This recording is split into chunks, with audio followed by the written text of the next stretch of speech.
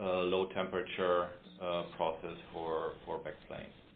The cost model was, I think, entirely on amorphous silicon, so it was not as much on LTPS and metal oxide. No, only amorphous silicon. But that maybe gives you a little bit of framework what we are interested in and why. Yeah, sure. And of course, please do me the favor. I understand that you have worked for Corning and maybe you have other topics where you are bound by any kind of confidentiality. If we ask something wrong, let's just be very straight and tell us that you can't disclose that for that reason. Yeah, sure. Yeah, I mean, I left Corning 15 months ago. I mean, there are a few topics for which I have confidential information for Corning, but they're really nowhere close to this subject. So okay. I would not expect that to be a problem. Before great. Corning, I was with Philips for many years actually. So spent 2 years in Holland. So okay.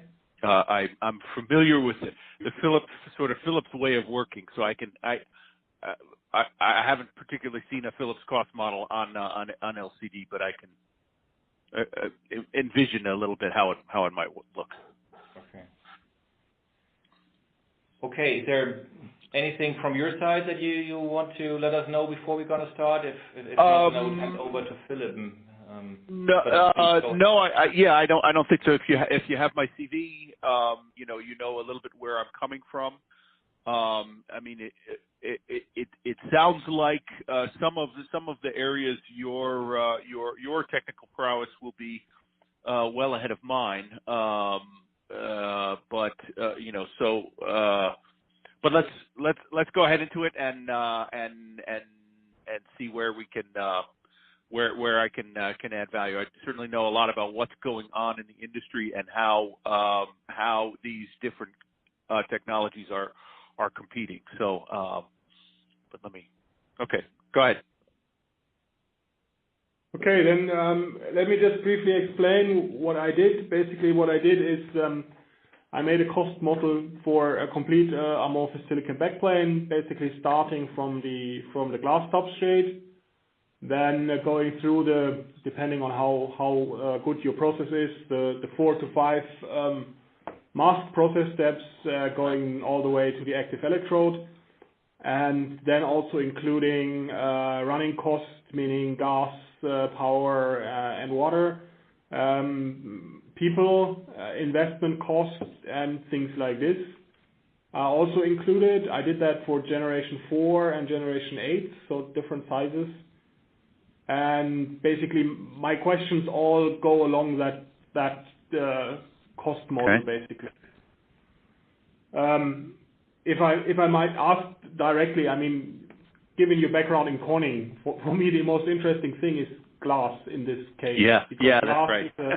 It's a huge cost driver in this panel. Yeah, typically, also in my model, we talk about 30 to 35% of the cost in the panel is coming from glass, and I was just wondering. I think your numbers maybe out of date, but okay.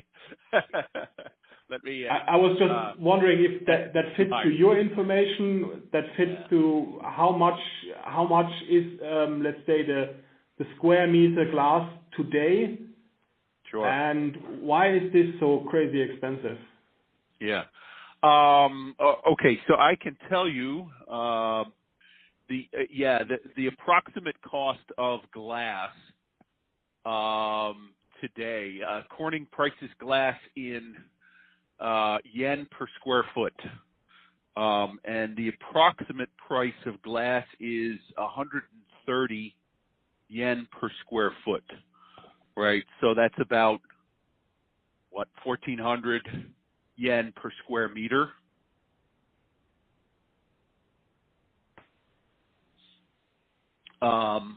I don't know.